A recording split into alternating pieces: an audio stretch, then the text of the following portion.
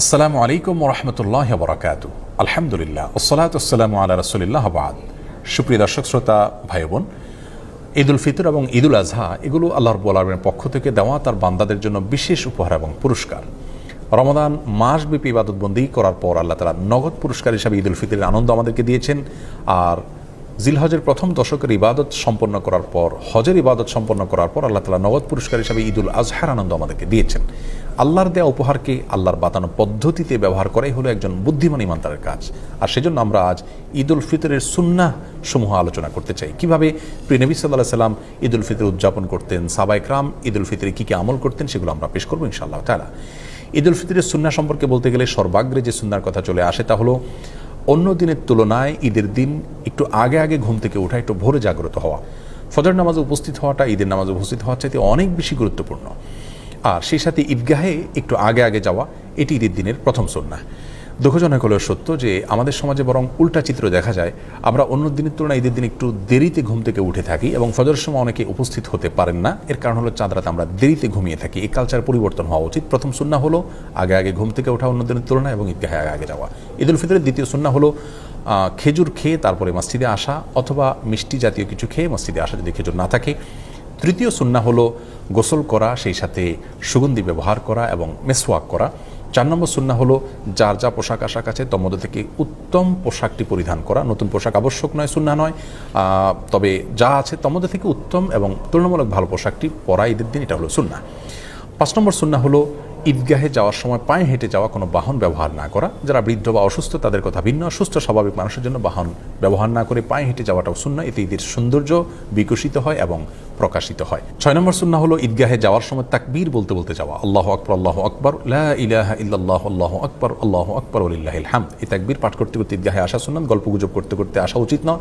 তাকবীর আমাদের মুখে থাকবে এবং আমরা ঈদগাহে যেতে থাকবো। 7 নম্বর সুন্নাহ হলো যেই পথ দিয়ে আমরা ঈদগাহে আসবো, বাসায় যাওয়ার সময় অন্য পথ ধরে আমরা যাব। বিকল্প পথ যদি না থাকে তাহলে রাস্তার যে পাশ দিয়ে আমরা এসেছি অন্য পাশ দিয়ে যাওয়ার চেষ্টা করব। 8 নম্বর সুন্নাহ হলো ঈদের দিন হাসি মুখে থাকার চেষ্টা করা যথাসম্ভব। কোনো কারণে মনে দুঃখ থাকলেও যথাসম্ভব হাসি খুশি থাকার চেষ্টা করতে হবে, সবার সাথে আনন্দ ঘনভাবে সময় কাটানোর চেষ্টা করতে হবে। এটা ঈদের গুরুত্বপূর্ণ একটি সুন্নাহ। ঈদের 9 নম্বর সুন্নাহ হলো যথাসম্ভব মসজিদে বা বদ্ধ জায়গায় ঈদের নামাজ না পড়ে উন্মুক্ত জায়গা বা মাঠে ময়দানে ঈদের নামাজ পড়া উচিত এবং উত্তম সুন্নাহ। এতে ঈদের আনন্দ এর মধ্যে পূর্ণতা পায়।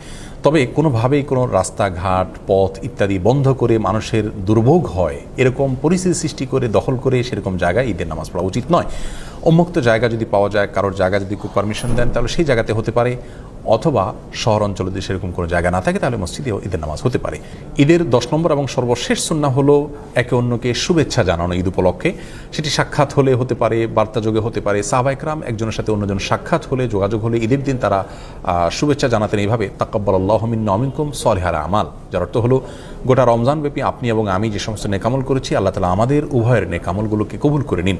এই দোয়াটাকে সংক্ষেপে এভাবে বলা যেতে পারে, তাকাব্বালাল্লাহু মিন্না ওয়া মিনকুম, তাকাব্বালাল্লাহু মিন্না ওয়া মিনকুম। এভাবে আমরা একে অন্যকে ঈদের শুভেচ্ছা জানাবো। এটাকে বাংলায় আমরা বলতে পারি, আপনার এবং আমার সমস্ত নেকামলগুলো আল্লাহ তাআলা কবুল করুন। এই দোয়ামূলক শুভেচ্ছা ঈদ উপলক্ষে, ঈদ উল ফিতর উপলক্ষে আমরা একে অন্যকে পেশ করব। সেই সাথে ঈদ মুবারক যেটা আমরা বলে থাকি আমাদের সমাজে, সেটি বললেও কোনো অসুবিধা নেই।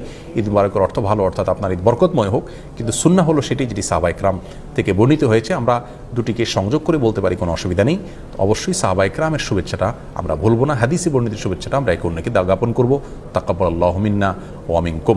কিছু কাজকে ঈদের সুন্নাহ আমরা মনে করি, অথচ সেগুলো ঈদের সুন্নাহ নয়। যেমন অনেকে মনে করেন ঈদের দিন কবর জিয়ারত করা সুন্নাহ। হ্যাঁ, ঈদের দিন যদি কারো সুযোগ হয় তিনি অবশ্যই মা বাবা কবর জিয়ারত করবেন, কোনো অসুবিধা নেই, ভালো। কিন্তু এটাকে ঈদের সুন্নাহ মনে করে করবেন না। অনেকেই ঈদগাহে ঈদের নামাজের পরে কাঁধে কাঁধ মেলানোটাকে সুন্নত মনে করেন। সেটিও ভুল ধারণা। অনেকদিন পরে কারোর সাথে সাক্ষাৎ হয়েছে, সম্প্রীতি বা ভালোবাসা প্রকাশের জন্য আপনি কাঁধে কাঁধ মেলালেন, সেটি করা যেতে পারে, কিন্তু ঈদের সুন্নাহ মনে করে সেটি করা উচিত হবে না। সেই সাথে অনেকে মনে করেন যে ঈদের দিন নতুন পোশাক পরা সুন্নাহ, সেটিও ভুল ধারণা। যা আছে তোমাদের থেকে উত্তম পোশাকটা পরা সুন্নাহ, কিন্তু নতুন পোশাক হতে হবে এমনটি মোটেও আবশ্যক নয়। ঈদ উপলক্ষে অনেকে অনেক বেশি পাপের কাজে নিমজ্জিত হয়ে যান। বিশেষ করে যুব সমাজকে দেখা যায় যে ব্যান্ড পার্টি, বিভিন্ন রকমের মিউজিক অনুষ্ঠান ইত্যাদির মাধ্যমে তারা ঈদ পালন করে থাকেন। অনেক মা বোন আছেন যারা গোটা রমজান জুড়ে আল্লাহর ইবাদতবন্দি করেছেন, অথচ ঈদের সময় তারা পর্দার বিধানকে লঙ্ঘন করে তারা বিভিন্ন গায়রে মাহরাম ছেলেদের সাথে মিশছেন এবং বাহিরে তারা বিনা প্রয়োজনে ঘোরাফেরা করছেন। এই অসুস্থ সংস্কৃতি থেকে আমাদের বের হয়ে আসা উচিত। আল্লাহর দেয়া ঈদকে আল্লাহর বাতানো পদ্ধতিতে ব্যবহার করা উচিত। আল্লাহর অবাধ্যতায় আল্লাহর দেয়া ঈদকে যদি আমরা পালন করি তাহলে সেটি গুনাহের কারণ হবে। আল্লাহ তাআলা আমাদের সকলকে ঈদের সুন্নাহকে পালন করার তৌফিক দান করুন, সুস্থ এবং সুন্দরভাবে ঈদ উদযাপন করার।